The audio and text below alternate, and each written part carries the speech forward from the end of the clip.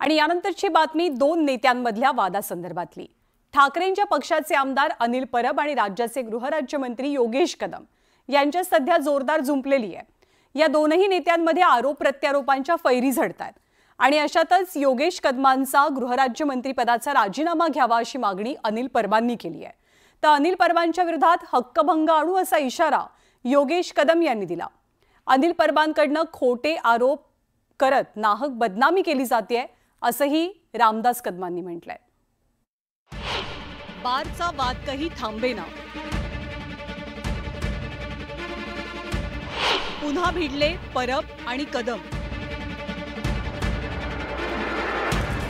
बारचा वाद आणि वार पलटवा।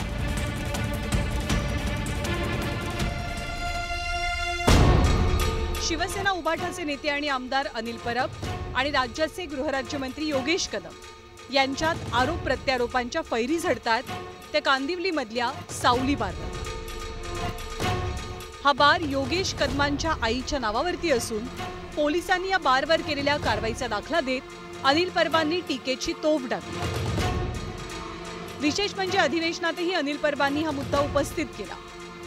त्यावर बोलताना हा बारचा परवाना आपल्या आईच्या नावे असला तरी तो अनेक वर्षांपासून इतरांना दिल्याचं सांगत योगेश कदमांनी त्या बारमधल्या घटनांशी आपला संबंध नसल्याचं स्पष्ट केलं। पण योगेश कदमांच्या स्पष्टीकरणावरनं अनिल परबांनी पुन्हा निशाणा साधला। तिथे ज्याचा तिथे ताबा आहे, जो तिथे ज्याने ती वास्तू भाड्यावरती घेतलेली आहे, तीच व्यक्ती त्यासाठी जबाबदार राहील। तो गुन्हा हा त्याच व्यक्तीचा असणार आहे, मालकाचा नसणार, हे कायदा म्हणतंय। मग सभागृहामध्ये चुकीच्या कायद्याचा रेफरन्स देऊन जे माझ्या आईची बदनामी करायचा प्रयत्न केला, ज्या गोष्टीची माझ्या आईचा काहीही संबंध नाही, म्हणजे आता हे अर्धवट वकील इतक्या खालच्या पातळीवरती गेलेले आहेत। आणि हे जर म्हणत असतील की आम्हाला माहितच नव्हतं, तर ह्या डान्स बारवर जशी 31/5/2025 ला रेड झाली, तशीच रेड 28/5/2023 ला रेड झाली होती। त्याच्यामध्ये गुन्हा हाच आहे। दुसरी रेड 10/8/23 ला झाली होती।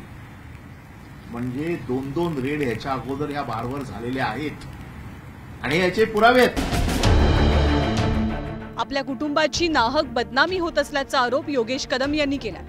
या प्रकरणी अनिल परबांना माफी मागावी लागेल असं म्हणताना अनिल परबांच्या विरोधात हक्कभंग दाखल करणार असल्याचा इशारा योगेश कदम देतात।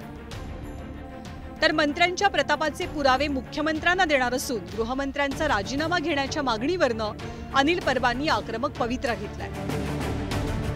ते म्हणतात ना, माझ्या आईची बदनामी करतायत, माझ्या आईची बदनामी करतायत।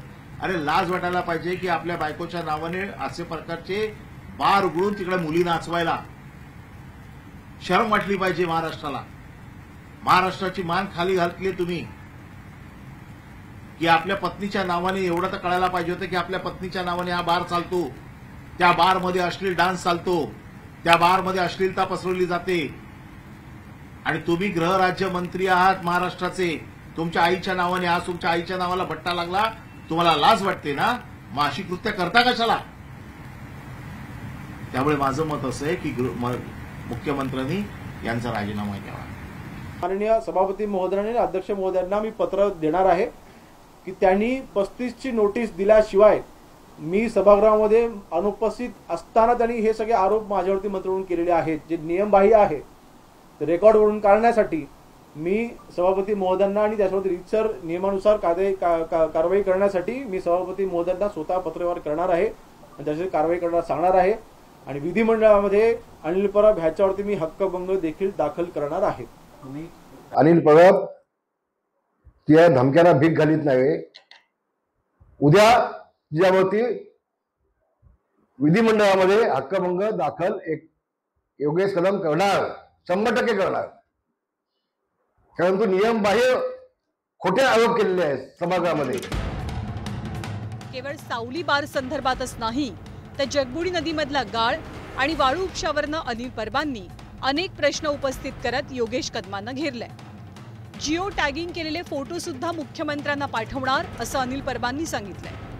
महादेव नाल्याच्या उपशा परवान्यावरनं सावित्री नदीमध्ये गाळ उपसा करण्यात आल्याचा आरोपही अनिल परबांनी केलाय।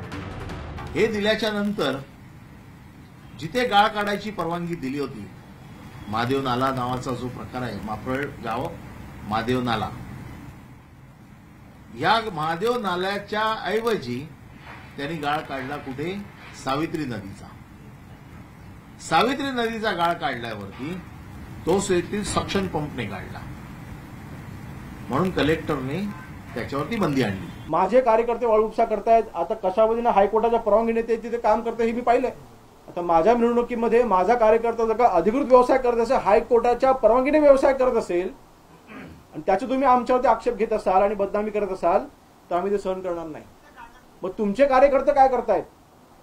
अनिल परब यांचा केबलचा व्यवसाय मुंबईमध्ये आहे, मग त्या केबलच्या व्यवसायामध्ये त्यांच्यासोबत कोण कोण गुंड जोडले गेलेले आहेत ह्याची देखील माहिती आपण दिली पाहिजे। योगेश कदम राज्यमंत्री झाल्यापासून सातत्याने त्यांच्यावरती अनिल परब आरोप करतायत, धारांत खोटे, फक्त बदनामी करण्यासाठी।